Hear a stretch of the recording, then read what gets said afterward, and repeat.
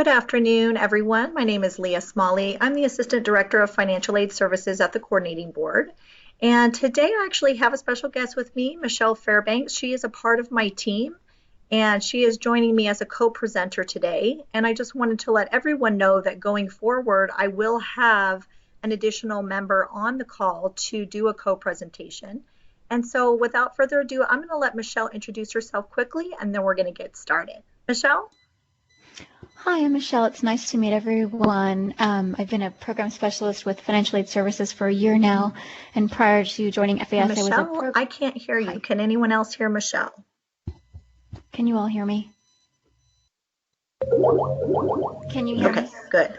Must just be on my end. Leah, can you hear me now, Leah? Okay, it seems like everyone can hear me. Prior to joining FAS, I was a program specialist with our borrower services team, and I'm happy to join the webcast today.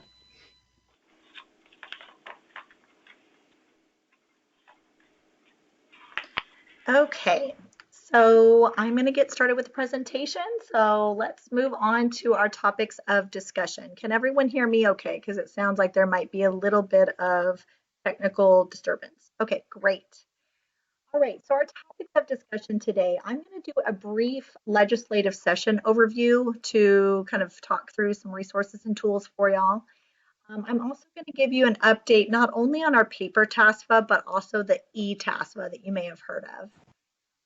Next, we have a variety of frequently asked topics based on questions that come through. So we have a set listing of topics that Michelle and I are going to present on. And then lastly, some deadline reminders, updates, and some upcoming training. Okay, so let's get started. So the 87th legislative session started in January. So I wanted to give you a couple little checkpoints so you know where we're at in the session. So the session is approximately 140 days, and right now we're about 40% complete. So a lot of activity has happened throughout the past few months, but as you can see with 40%, we still have halfway or more to go. So there's going to be a lot of discussions, testimony, committee meetings, all sorts of fun things going on to determine the updates for this upcoming session. The final day that legislators could file bill was back on March 12th. So the good news is that nothing else is going to be introduced, but again, there's still a lot that can happen. There were more than 6,600 bills filed, but just to put that in perspective, so you know kind of what does that mean at the finish line, typically fewer than 20% make it to the governor's desk. So you can do the math on that to kind of determine how many that is. That's still a lot of legislation, but it can feel like a lot when you see the number of bills in there, and then a lot of those never even make it very far.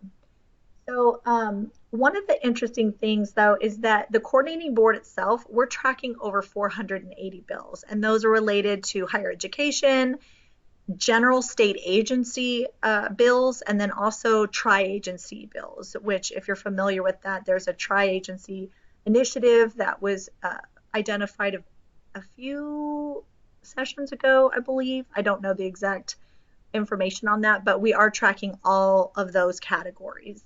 But specifically for financial aid, student financial aid programs also tracks bills. So if anything is related to that topic, we have it on our radar. So just to give you some perspective on that, there was about 71 bills that we're tracking, but our group in SFAP actually analyzed 63 of those bills. So it's been a very, very interesting process. I know I'm new to the legislative analysis process, but it is very fascinating. So one of the things I wanted to do is share a couple of featured bills with you. This in no way encompasses all the ones that we're tracking, but again, it just gives you a little snapshot of a few of them that I thought would be helpful. So the first one is House Bill 2827, which was filed by Gonzalez. And this removes the Center for Teaching and Learning at UT Austin as the organization responsible for Texas OnCourse, if you've heard of that. And it actually replaces the center with the coordinating board. So the coordinating board would in turn take over Texas OnCourse if that goes through. Another bill is House Bill 4387 by Gonzalez, same legislator.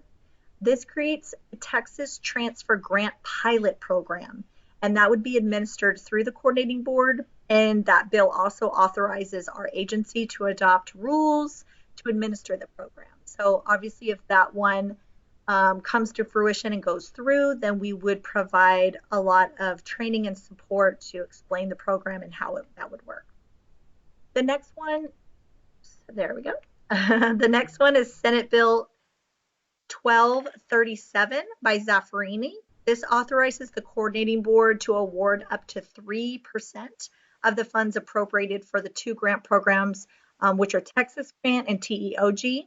And that allows us to give those to public institutions of higher education for alternative student financial aid options.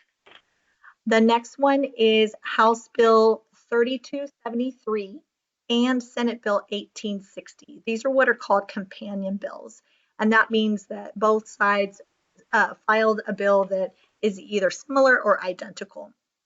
These two bills would extend the implementation of the TASV, which we're going to touch on next, and it would move that out to 2023-24 academic year. And the reason that that was filed was to help align with the recently adopted FAFSA simplification changes. I'm sure y'all all know what I'm referencing, as this will make major changes to the federal process, and those could affect the state process as well. So the next ones that we're going to talk about are also companion bills. This is House Bill 3348, which was filed by Pacheco, and Senate Bill 1300 by Crichton. Both of these bills would increase the number of baccalaureate degrees that a community college can offer. Current law only allows 4 community colleges right now. They can offer up to 5 bachelor's programs. This law would allow the rest of the community colleges to also go up to 5. Right now, they're capped at 3. So there are requirements for that. It wouldn't just be anyone could do it, but it would at least be expanded to allow eligible community colleges to go up to that 5. So those are, again, just a snapshot, just a quick one. There's plenty of other bills that are of interest. There's a ton of ones related to financial aid, some that are not, and I'm sure your institution is probably tracking those. But one of the things I wanted to touch on today is how can you go out and learn more about the legislative session? 2 years ago, I did a similar presentation. You can always go back and look at that. I do a little bit more of a walkthrough, but I'm actually going to focus on some resources today and may do kind of a reminder from last session. So one of the best resources that I found for the legislative sessions that are active is going to Texas Legislature Online. And this website, which I'm going to click on right now, hopefully it's going to load on the screen, is a wonderful resource that you can look up all the details related to it. So when the screen pops up, you'll notice that there's a bunch of different tabs at the top. Right now, I'm on the home screen. And honestly, this is the one that I use the most. And the reason is because I just feel like it's easiest to navigate. But you'll notice that you can find similar little search features in various places. You'll notice it says bill lookup, bill search. You can go different places. So for demonstration purposes, I'm going to use this page. And we're going to look up one of the bills that I mentioned. So I'm going to do HB 2827. You don't have to have a space here. You can do it however, but I do recommend using bill number. It seems to pull the results more consistently. If you hit go and nothing pops up, then you need to go back and check the bill number because it's probably wrong. When this pops up, you're going to see a whole summary on the screen. And this talks about history, but it's even more than just the history. It kind of has a whole a variety of details on here. So the nice part at the bottom is you can see when it was filed and a timeline that goes in the date order. So you can see the date in which things are happening. So that's really helpful. As you move through the tabs, the text section has all of the documents on the actual bill language and then any committee reports in here. And you can see it has fiscal notes and all the analysis that's been done. And you can download all of them. They're all the same, but they have them in different formats, which is nice. So this is, again, this is really helpful because this is where the meat of the bills is going to lie. And you can read exactly the verbiage that's being proposed. The action section is just a repeat of the history tab, if you notice at the bottom, versus this action tab. So you can use either one. The companions tab is not listed here because this doesn't have a companion, but if it did, remember a moment ago I mentioned that some of them are filed from each side, and so this is where you could see if there's an associated companion, and this one doesn't have one. If a bill has an amendment, again, a change or an update, that's where you would find it here. This one does not have one yet. The author just simply tells you the legislator that filed or created the bill and on the date in which they sent it through. A sponsor would also be listed if it was there, which it's not. The caption is a very quick snapshot, just so you know what the bill's about, which is, again, nice and helpful. It doesn't always align with the wording you'll find online, but this is the official caption. So for example, this one is related to Texas Encores. You don't see the words Texas Encores because this is just a caption. So it's just saying that responsibilities will be moving or transferred to the coordinating board. Lastly, this is my favorite tab, honestly, because it gives you a really good idea of where it's at in the session. It lists out all the various stages that occur, and then it has a little legend that says, you know, this is the stage it's in and all of that. So to me, this is really helpful because, again, a lot of bills just get stuck at the beginning and then others build traction and lots of decisions start happening. So you can always go here to see where is it in the session without having to do a lot of research. Lastly, on this page, I'm so sorry my voice is shaking because I've had a cough for a few days, so I apologize. But the helpful links over here, we have a lot of resources that take you through the legislative process. So if you're like me, I'm fairly new to the legislative session.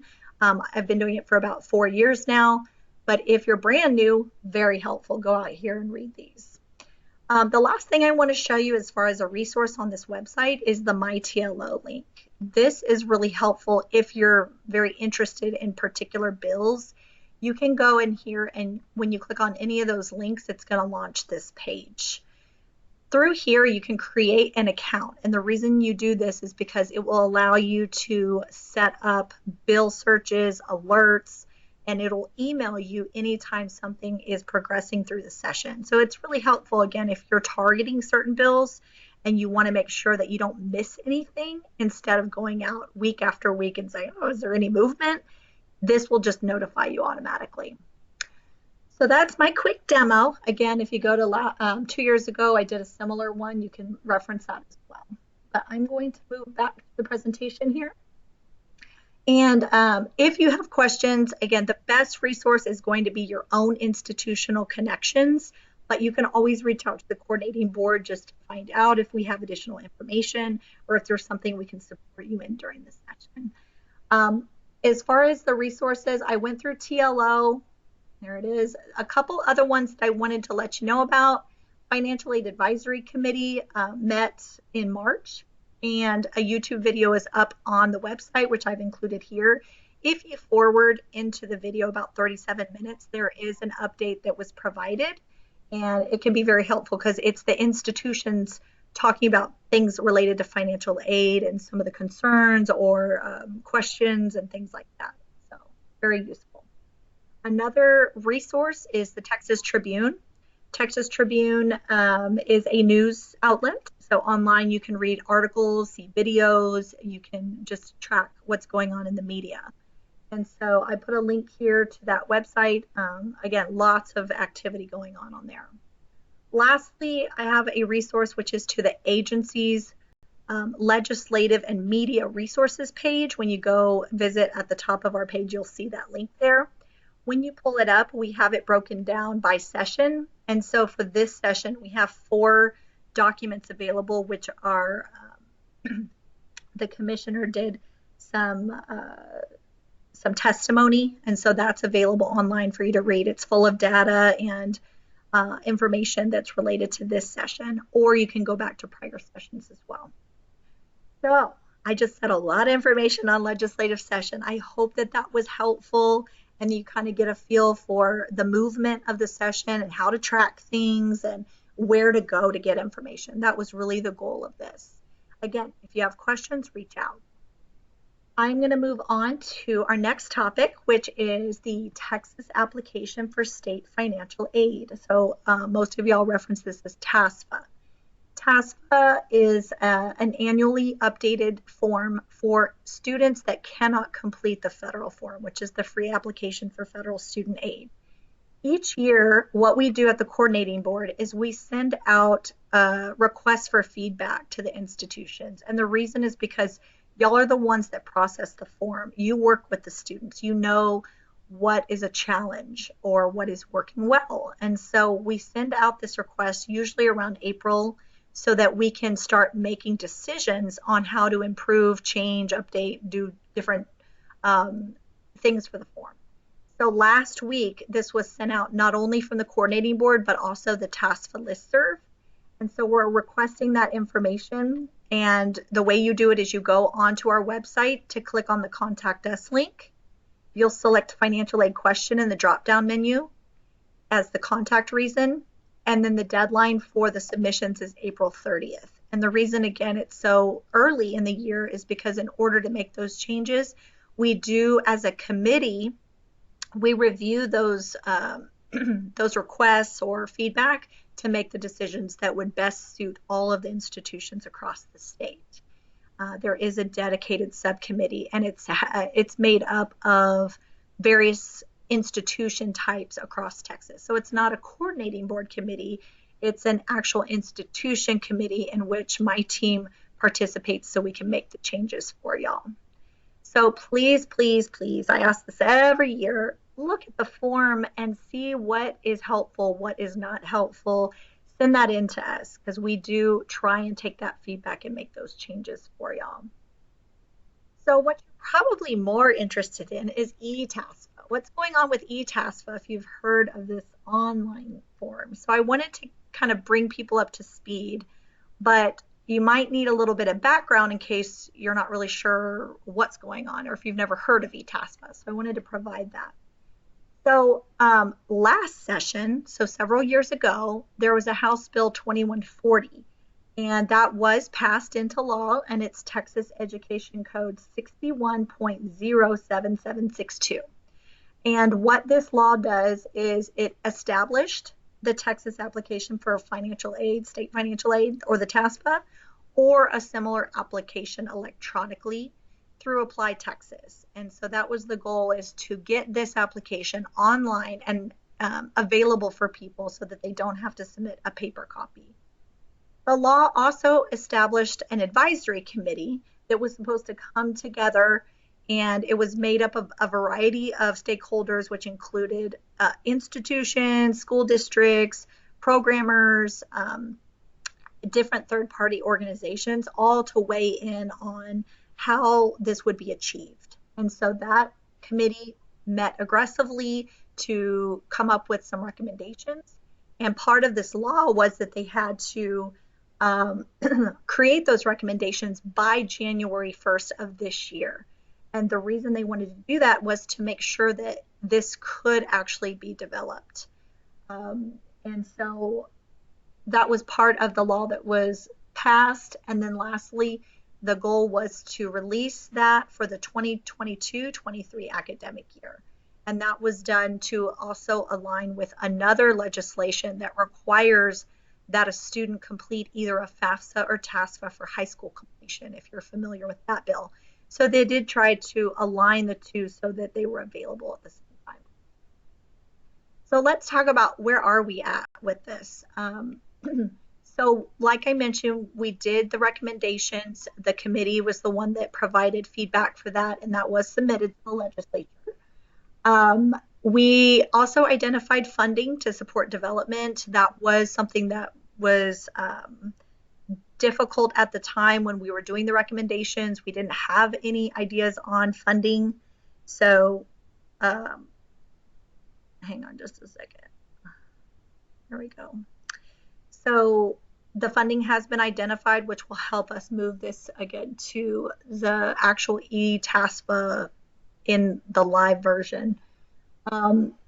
The other thing that is being done right now, it just started last week, is an eTASVA work group.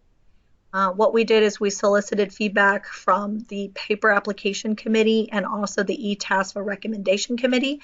So we have, I believe, close to 20 folks from various institutions and school districts that have joined in the effort to get eTASVA up and running. So that work group is tasked to review not only content and how the words and how it will function, but also the technical aspect on the development to make sure that once we create an eTASVA, it's going to be compatible with people's systems and how they're going to receive that data. As of 2 weeks ago, development began. And what that means is we are working internally at the agency to build an eTASVA.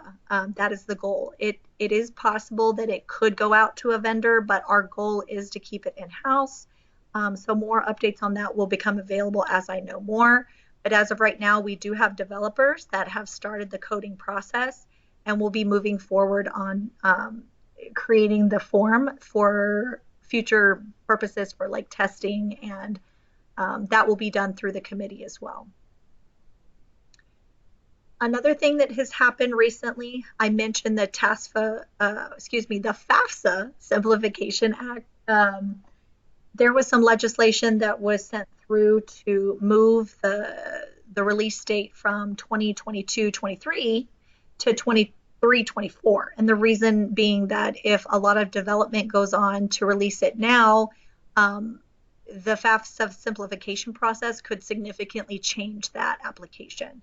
So that has been sent. It's with the legislature. We'll know if it passes soon enough. And if it does, then that would mean that the application would be released the following year. The last thing that we're trying to do as a work group and as part of this project is to ensure that high schools, again, can use the eTASVA information in their counselor suite to do the graduation requirement. That's clearly a big piece of this, that it's difficult for them to meet their requirement without some kind of online platform. So we're working hard as a committee and as in the development to ensure that the information collected from this can be sent to them to be useful. So that is my update on eTASVA. I'm going to turn it over to Michelle now, and she is going to walk through the frequently asked question topics, the first one, and I'll turn it over to her. Michelle? Thanks, Leah. Can everyone hear me okay? Okay, we're going to discuss net price calculator. I'm glad to see everybody can hear me. We did release a net price calculator update memo on March 9th. Leah, are you able to hear me okay? Which communicated the new NPC upload process for 2021. This memo is archived on the SFAP webpage under Stay Connected. We also provided updated NPC instructions in last month's webcast, which is also available on our Stay Connected webpage. We do have, if you're looking for NPC instructions in a PDF format, we do have those instructions located, again, within the SFAP webpage banner under our net price calculator section. We do want to remind that all public institutions that enroll full-time first-year students are required to submit a net price calculator file to the THECB, and we do encourage private independent institutions to also participate. The deadline is April 16th, so it's coming up. We're going to run through NPC steps again as a refresher.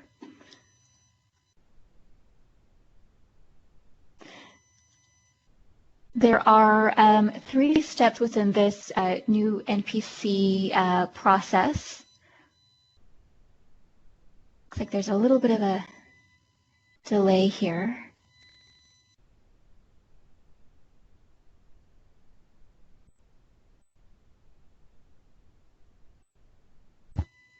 Is everybody still viewing the topic 1 net price calculator slide?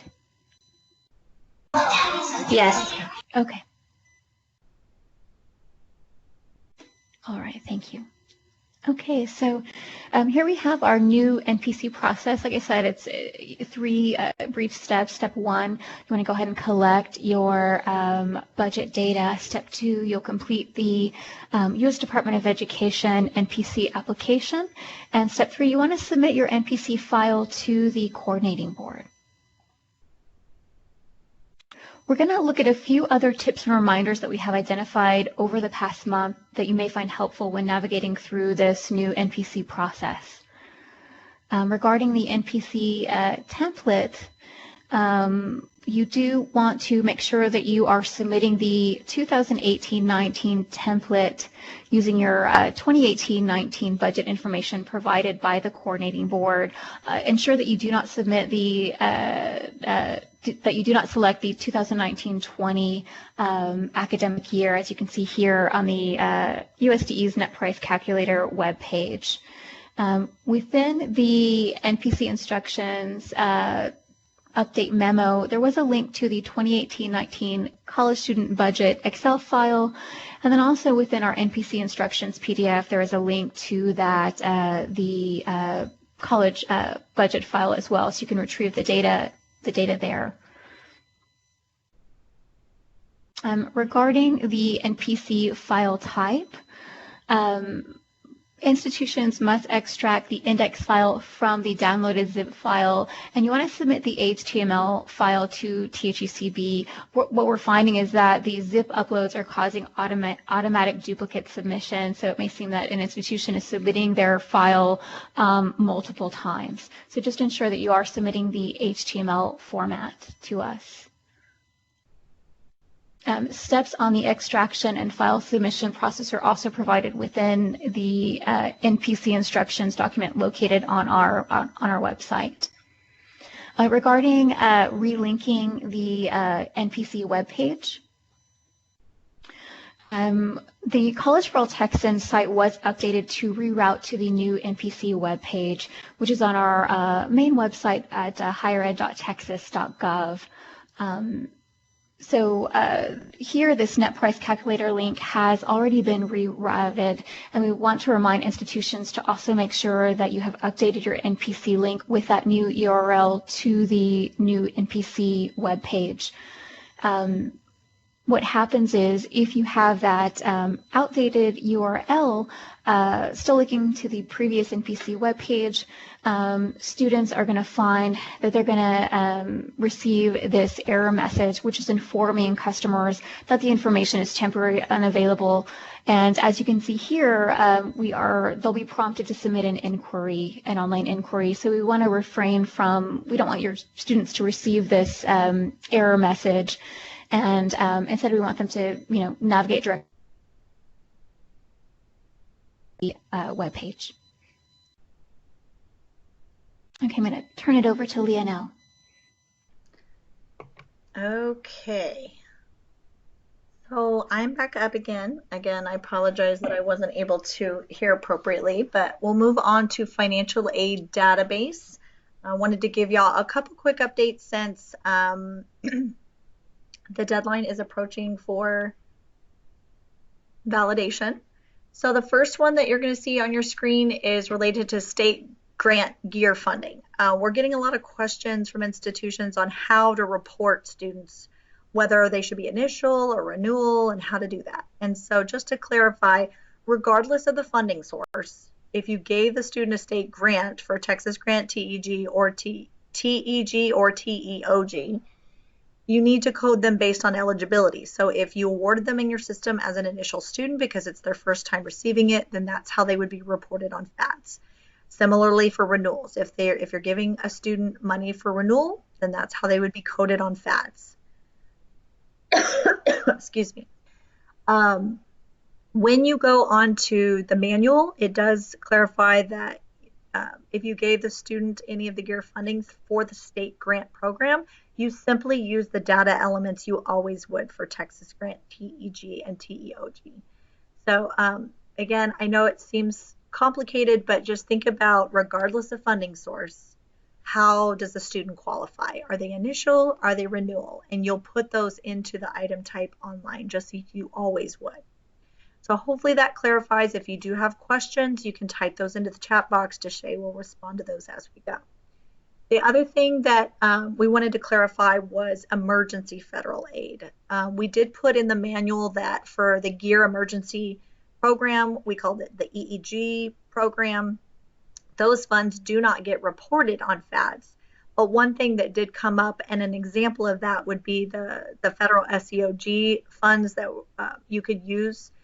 How are those going to be reported? And so to clarify, any funding that was provided through GEAR, or some people refer to it as CARES, others it's the HERF program, anything that's not considered estimated financial aid through these emergency funding sources, those should not be reported on FADS. If you add those to FADS, you're going to most likely see an error because it's going to exceed the amount of aid that the student could receive for the typical program. Again, these are emergency programs, so they're above and beyond what a student could receive. Okay, so if you have questions on FADS, please email the fadb@highered.texas.gov. That's going to be the fastest way for you to receive a response. But we can work through these one-on-one because I realize a quick update on a webcast is not always scenario driven. And so if you need help on these to validate in time, please reach out and let us know. Okay. So let's move on to authority to transfer process. About 10 minutes ago, we did release notice that this year we are extending out the authority to transfer process that allows institutions to award transfer 100% of their work study money or their work study student mentorship program money. You can do up to 100% transfer into your eligible state grant program. So anyone that participates in Texas Grant, TEG, or TEOG, you can do that. That was something that was done last year as part of the COVID pandemic. And because the pandemic has not ended, that has been extended for 2021. But please keep in mind that, one, you do have to make the request by July 1st of 2021. And this is only for funds being transferred from work study into a grant. There are specific rules that the school must abide by when you're transferring from a grant to work study or between the work study programs. I'm not going to go into all the details today, but we are here to walk you through the process because we want to make sure that those funds get utilized. So what I'm going to do right now is show you what is the process for authority to transfer, because you may not be aware of it, or you're thinking, okay, I need to really take advantage of that. What do I do? So the first thing that you're going to do is you're going to send a contact us to us and do financial aid question as your contact reason. And within that, you're going to say, I want to move my funds between programs. You're going to specify what type of transfer you want to do. Again, you have to identify what money are you trying to move. Okay, so step one is send us the request. Even if it's not perfect, we'll reach out to you if we have questions, but try and put as much information in there as possible. Step two is what we do is we take your request and we look at your allocation and see how much either you've requested or that we've sent to you, and we determine how much aid you could qualify for, again, based on eligibility in the rules and also this COVID extension of eligibility that I just mentioned. Once we make those determinations, we're going to send you a form, and the form will allow you to e-sign. And again, discussions can happen between the school and the coordinating board just to confirm that the amount is correct. Once we know that and we get your signature back, we do the transfer, and then you'll be eligible to request those funds for us. You do have to request it before the end of the fiscal year, but you will have access to that extra money by doing this type of transfer. One thing to keep in mind, if you're transferring work study into a grant, we pay work study as a lump sum at the beginning of the year. Therefore, the only way we can move that money for you into a grant, you have to return it to us. So keep that in mind, that it's a little bit more detailed of a process when you're moving the work study money. But again, we're here to support you. We will walk you through it to ensure that those funds get spent, because the last thing we want is for that to lapse, and then students aren't benefiting from this state aid.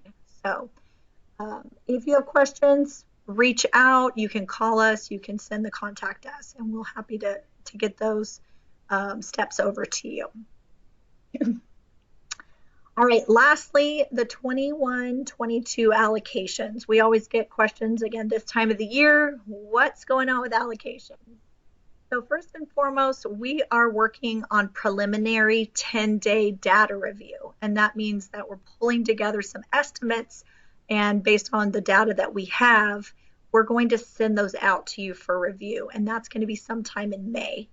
When you get those calculations, the director is required to go in for accuracy purposes just to make sure that it makes sense.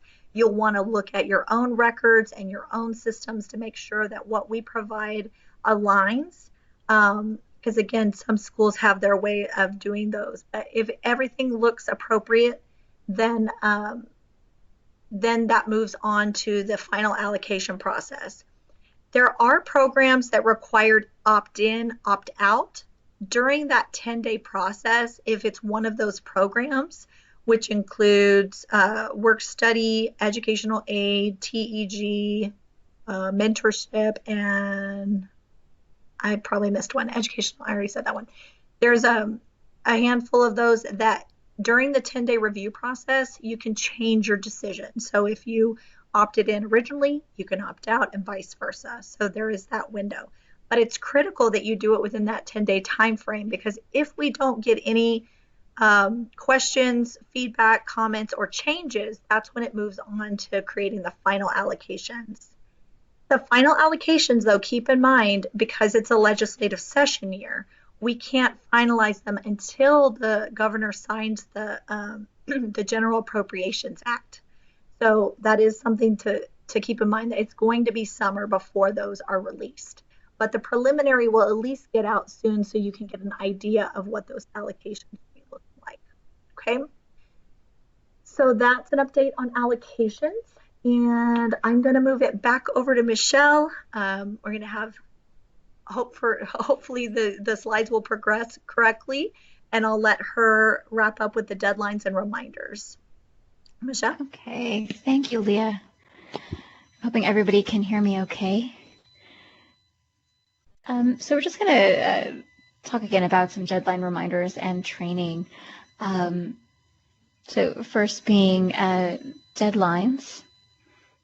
We have the 2019 TEG engagement guide, which is the deadline is April 15th.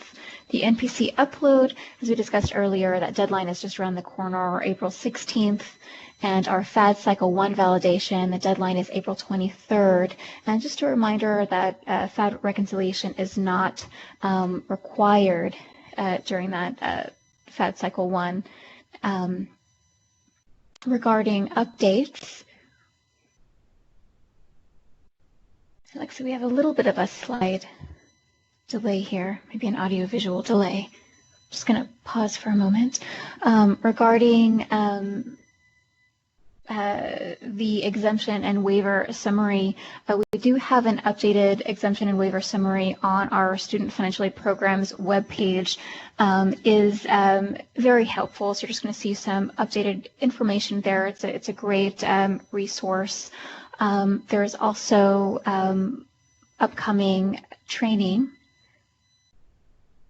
regarding the TASV New Aid Officer Workshop. As you can see, there are 6 upcoming sessions, each held on Friday, and the THECB is presenting on April 30th, 2021, so that is coming up.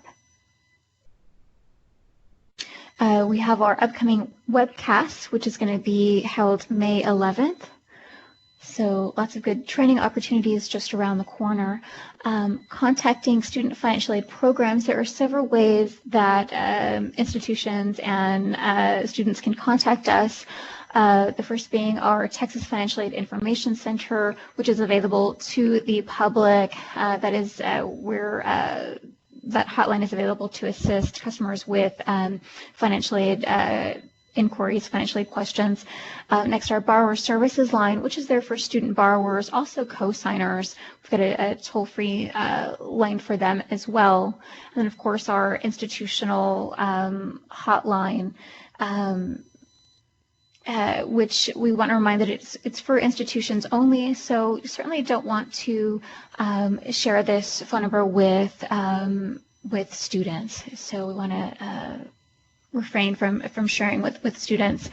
Also, regarding survey and feedback, we do have a webcast survey where you can submit feedback, and also our contact us as well. If you want to submit any feedback, you can submit an online inquiry through Contact Us. Regarding that telephone contact, if you've got some questions that can't be resolved by phone, also submit an online inquiry through Contact Us.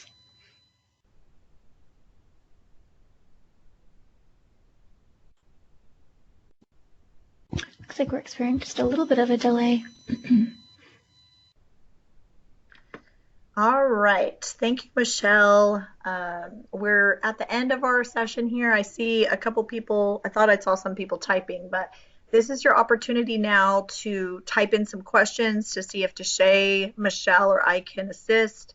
If you have other topics, Michelle just mentioned the ways to contact us so that you can get in touch with us. We hope that this was useful information. We try and find topics that are valuable, but again, your input is always appreciated. And let's see, we have a couple of questions popping up that I think Deshay will respond to.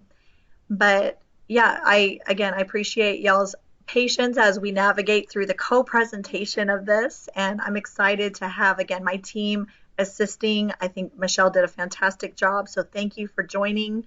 And we will be sending out information on next month's webcast shortly. We're trying to get that out a little bit earlier this month. And we will have this recording available online, hopefully by next week, if you want to download that from our website.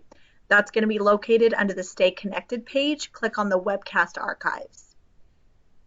All right. If there's any more questions, I don't see any. You're welcome to stay on for a few minutes, but we're going to end it here. And I hope you'll have a wonderful week. Thanks again for joining. See you soon.